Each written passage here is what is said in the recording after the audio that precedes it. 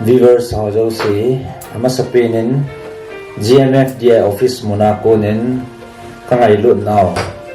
tu kum sang ni le som ni le ni kum tha chebe kan pi ve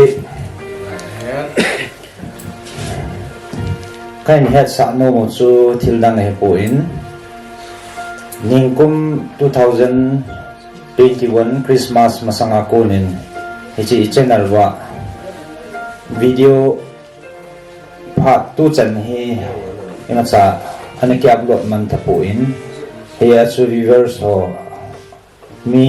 tampi alungdang le ai lo le ipi ti ham tia lungboi tampi inam te du ta sanamin jang le in dang na san jang aum ta na he la ki ho jang ki phalam ma win kon khanin ministry office munna pathin na ki to na ho ai lo le thil ima lo hi tam video ha di lo tam tia do na za chom na ho min he le he chi sinyaw khat ai het sa na ai lo le ma ba nai pi ti ham ti chu athang ke pat ta di ji wa chu office Monaco na chi hil set na nyaw patan nei no mo hi in lo lovin tam be se ya ki le bui zo he ti chu ane hel hitin chule thil dang program Christmas kum no hi ji in din office Mona founder nu hi in chuta le to kompi ho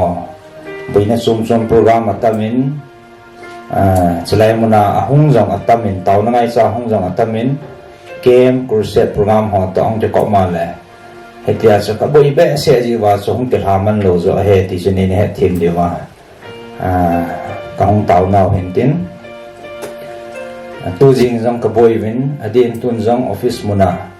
program chilaya blind ho lekha simna program he tu hin akipan ki nin to anung nga ana to he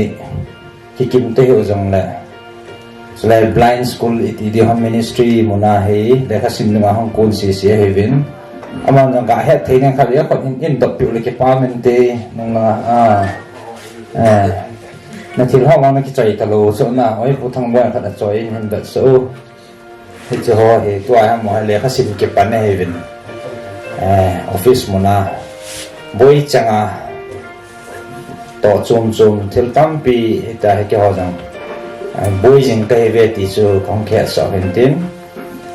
analung boy po tin idam wa le tua pana he aban na thai tam pi video he aban bana ke ho jang upload kan bol pan de tai ti chu kan he so hin tin video hi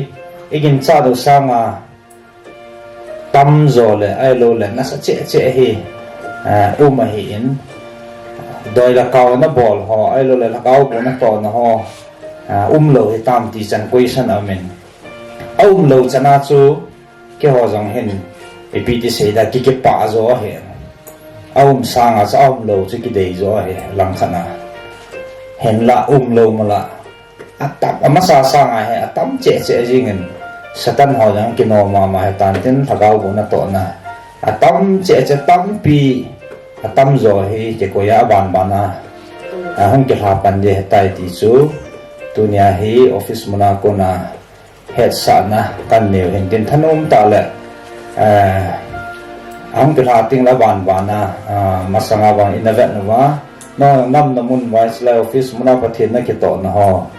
taw na hong pan wanin taw pi wa video ho jang ni na vet pi wa thanom ta panin la wa ni nga deu ti chu kain het so hey na bon chang pathin na bu taw han